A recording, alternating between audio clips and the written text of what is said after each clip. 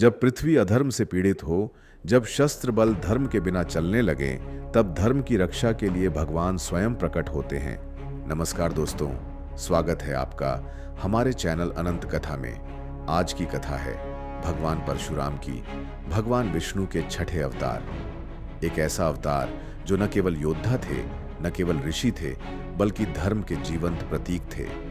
ये कथा है एक ऐसे ब्रह्मर्षि की जो धर्म की रक्षा के लिए विष्णु के अवतार के रूप में इस पृथ्वी पर प्रकट हुए, जिन्होंने अपनी तपस्या से शिव को प्रसन्न किया और अपने परशु से अधर्म का संहार किया। भगवान परशुराम का जन्म भृगुवंशी महर्षि जमदग्नि और रेणुका देवी के घर हुआ। वे विष्णु के छठे अवतार थे। उनका जन्म उस समय हुआ जब पृथ्वी पर अधर्मी और अत्याचारी क्षत्रियों का बोलबाला था। इन शासकों ने राजधर्म को छोड़कर शोषण और हिंसा का मार्ग अपनाया था। प्रजा भयभीत थी, ऋषि मुनियों की तपस्या में विघ्न डाले जा रहे थे और धर्म का प्रकाश धीमा पड़ता जा रहा था। भगवान परशुराम बचपन से ही तेजस्वी, संयमी और तपस्वी थे। उन्होंने भगवान शिव की घोर तपस्या की। उनकी साधना से प्रसन्न होकर शिवजी ने उन्हें अपना प्रिय शस्त्र परशु प्रदान किया और साथ ही उन्हें दिव्य शस्त्र विद्या दी, जिससे वे धर्म की रक्षा कर सकें। जैसे जैसे परशुराम बड़े हुए, उन्होंने देखा कि अनेक क्षत्रिय राजा धर्म से भटक चुके थे। राजधर्म की जगह अन्याय और अत्याचार बढ़ता जा रहा था। इसी दौरान हयवंशी राजा सहस्त्रबाहु अर्जुन ने परशुराम के पिता महर्षि जमदग्नि की छलपूर्वक हत्या कर दी।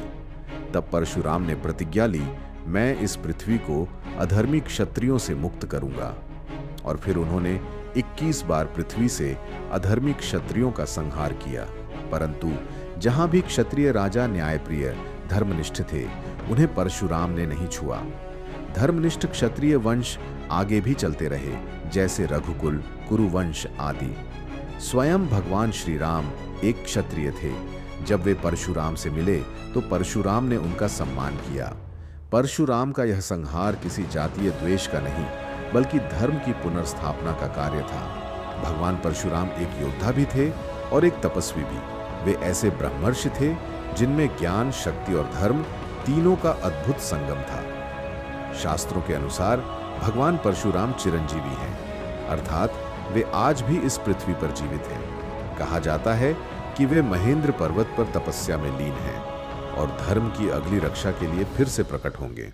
पुराणों में वर्णन है कि कल युग के अंत में जब भगवान विष्णु कल के अवतार लेंगे, तब परशुराम ही उनके गुरु बनेंगे और उन्हें दिव्य शस्त्र विद्या प्रदान करेंगे। तो ये थी कथा एक ऐसे अवतार की जो कभी क्रोध में अग्नि समान थे और कभी तप में हिम शिखर जैसे शांत। भगवान परशुराम हमें सिखाते हैं कि इस धर्म की रक्षा के लिए साहस, ज्ञान और संयम तीनों आवश्यक हैं।